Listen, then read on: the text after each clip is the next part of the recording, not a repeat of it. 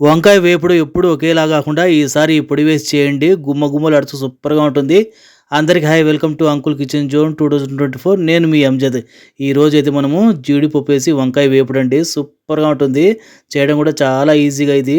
ఇది సాంబార్ అన్న గాని, పప్పన్నంలో సూపర్‌గా ఉంటుంది. ఇంకెందుకు ఆలస్యం వచ్చేయండి మన రెసిపీలోకి. ఇప్పుడు స్టవ్ మీద ఒక ప్యాన్ పెట్టేసి ఆ ప్యాన్‌లో ఈ స్పూన్‌తో 1.5 స్పూన్ ధనియాలైతే వేసుకోవాలి. నేను స్పూన్ చూపిస్తున్నాను కదా, ఆ స్పూన్ ప్రకారం తీసుకుంటే కరెక్ట్‌గా వస్తుంది. అలాగే కొద్దిగా జీలకర్ర, ఒక 1/4 స్పూన్ జీలకర్ర, ఒక 10-15 మిరియాలండి. ఇది మనకు స్టవ్ మొత్తం సిమ్‌లో పెట్టేసి ఒక్క నిమిషం అలాగా మనము కొంచెం అరోమా ఫ్లేవర్ వచ్చేంత ఫ్రై చేసుకుందాం. ఈ మసాలా దినుసులు దోరగా ఫ్రై అయితే టేస్ట్ మాత్రం చాలా బాగుంటుందండి. ఇప్పుడు మనకు దీంట్లో ఒక 5-8 జీడిపప్పు పలుకులు అయితే వేసుకున్నాను. ఇది కూడా ఒక్క నిమిషం మనము ఫ్రై చేసుకోవాలి. ఎందుకంటే జీడిపప్పు పలుకులు కూడా దీంట్లో ఫ్రై అయితే లైట్‌గా మంచి సువాసన వస్తుంది మనకు వేపుడులో, వంకాయ వేపుడులో. ఈ విధంగా మనం స్టవ్‌ను మొత్తం సిమ్‌లో పెట్టేసి ఒక్క నిమిషం అంటే మొత్తం 2 నిమిషాలు ఫ్రై అయితే చేసుకోవాలి. జీడిపప్పు మాడకుండా చూసుకోవాలండి. ఇప్పుడు మన జీడిపప్పు అలాగే ధనియాలన్నీ ఫ్రై అయిపోయి దీన్ని చల్లడానికి పక్కన పెట్టేద్దాము. ఇప్పుడు మనము వంకాయలు అయితే తీసుకున్నాము. నేనైతే 1/4 కిలో వంకాయలు అయితే తీసుకున్నాను. ఈ సైజు ఈ టైప్ వంకాయలు తీసుకున్నాను. మీరు ఏ వంకాయలు తీసుకున్నా కూడా ఈ వేపుడు అనేది సూపర్‌గా ఉంటుందండి. వంకాయలను ఏం చేద్దామంటే మనము ముక్కలైతే కట్ చేసుకుందాము.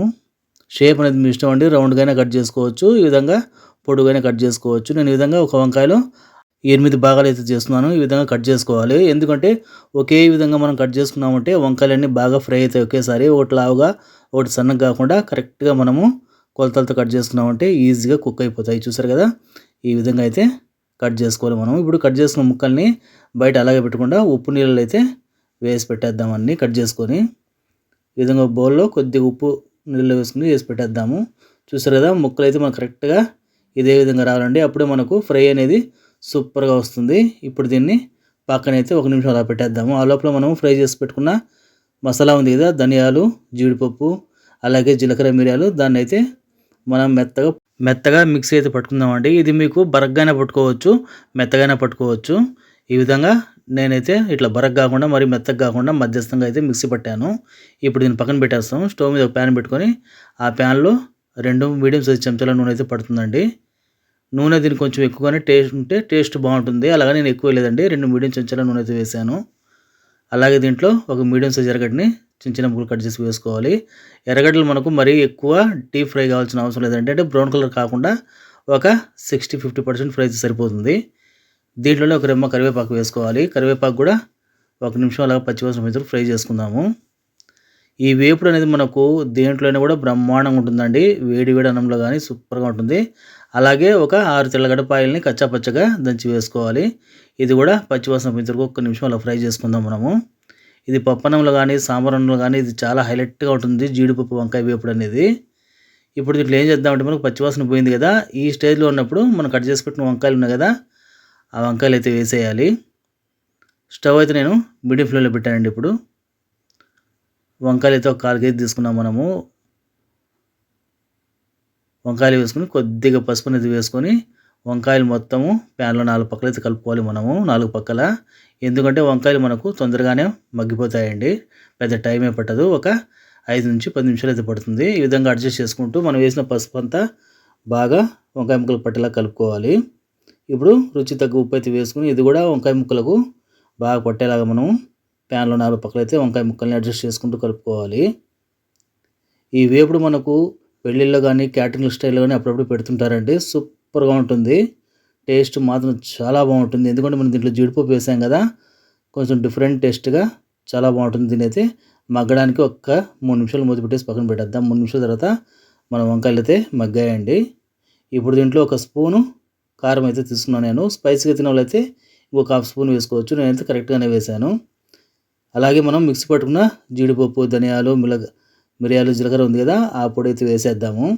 ఈ పొడి వేసిన తర్వాత స్టవ్‌ని పూర్తిగా సిమ్‌లో పెట్టేసి వంకాయ ముక్కలకు మనం వేసిన మసాలా మొత్తం బాగా పట్టేలా కలుపుకోవాలి. ప్యాన్లో 4 పక్కల ప్రతి ఒక్క ముక్కకు మనం వేసిన కారం కానీ, ఉప్పు కానీ, మసాలా కానీ పట్టిందంటే టేస్ట్ చాలా బాగా వస్తుందండి. ఇప్పుడు మనం పొడి మసాలాలు వేసాం కదా, స్టవ్ పూర్తిగా మనం సిమ్‌లో పెట్టేసి ఇది చేసుకుంటేనే మనకు టేస్ట్ అనేది చాలా బాగుంటుంది. హైలో పెట్టినా, మీడియంలో పెట్టినా మాడు పట్టేస్తుందండి. మాడు పట్టకుండా ఈ విధంగా మనము సిమ్‌లో పెట్టేసి కలుపుకున్నామంటే టేస్ట్ అనేది ప్రతి ఒక్క వంకాయ ముక్కలో బాగా పడుతుంది. దీనికి ఒక్కొక్క సెకండ్ అలా పెడుతూ మనం కలుపుకుంటున్నామంటే ప్రతి ఒక్క ముక్క అనేది మనకు కరెక్ట్‌గా పర్ఫెక్ట్‌గా కుక్ అవుతుంది. అలాగే మనం వేసిన మసాలాలు కూడా బాగా అబ్జర్వ్ చేసుకుంటుంది. వంకాయలనేది మనం ఎన్నో రకాలుగా చేసుకోవచ్చండి. కర్రీగా గానీ, వేపుడు గానీ, పచ్చళ్ళు గానీ, ఊరగాయ అనేసి. మనం జీడిపప్పు, వంకాయ వేసి చేసామంటే చాలా బావుంటుంది. అది కర్రీ గాని కావండి, అలాగే వేపుడు గానీ, డీప్ ఫ్రై గానీ, షాలో ఫ్రై గానీ, ఈ విధంగా సుక్క ఫ్రై గానీ రకరకాలుగా మనం చేసామంటే టేస్ట్ మాత్రం వంకాయతో చాలా బాగొస్తుందండి. ఇక్కడ మనం ఒకటి గమనించాల్సింది ఏమంటే మసాలాలనేది క్వాంటిటీ కరెక్ట్‌గా వేసుకోవాలి. మనం ఏది ఎక్కువ వేసినా, తక్కువ వేసినా కొంచెం అడ్జస్ట్‌మెంట్ చేసుకోగలుగుతాం గానీ, ఎక్కువ వేసామంటే మనకు చేదు రావడమో, లేదా ఘాటు ఎక్కువ ఇవ్వడం అలా ఉంటుంది. అలా కాకుండా కరెక్ట్‌గా మనం కొలతలతో వేసుకున్నామంటే మనకు ఏ కూరైనా కూడా పర్ఫెక్ట్‌గా వస్తుంది. అందులో ఉర్లగడ్డ గానీ, వంకాయ గానీ, అలాగే కొన్ని ఆకుకూరలు, కొన్ని కాయగూరలు ఈ విధంగా చూస్ చేసుకున్నామంటే కొత్త రుచితో మనము ప్రతిరోజు ఒక్కొక్క రుచిని ఆస్వాదించవచ్చు. చూసారు కదా! మన వంకాయలు కూడా బాగా ఫ్రై అవుతున్నాయండి. మంచి అరోమా ఫ్లేవరు. టేస్ట్ చెప్పడం కాదు కానివ్వండి సూపర్‌గా ఉంటుంది. ఎందుకంటే ఇందులో మనం జీడిపప్పు వేసాం కదా! ఆ టేస్ట్ అనేది వంకాయ ముక్కలకు బాగా పట్టిందంటే మంచి ఒక అరోమా ఫ్లేవర్ అలాగే టేస్ట్ కూడా చాలా బావుంటుందండి. ఈ విధంగా మనము అడ్జస్ట్ చేసుకుంటూ ప్యాన్‌లో వంకాయ ముక్కల్ని కలుపుకుంటూ ఉంటే సిమ్‌లో పెట్టేసి ఆ మసాలా అనేది ముక్కలకు బాగా పట్టి టేస్ట్ చాలా బావుంటుందండి.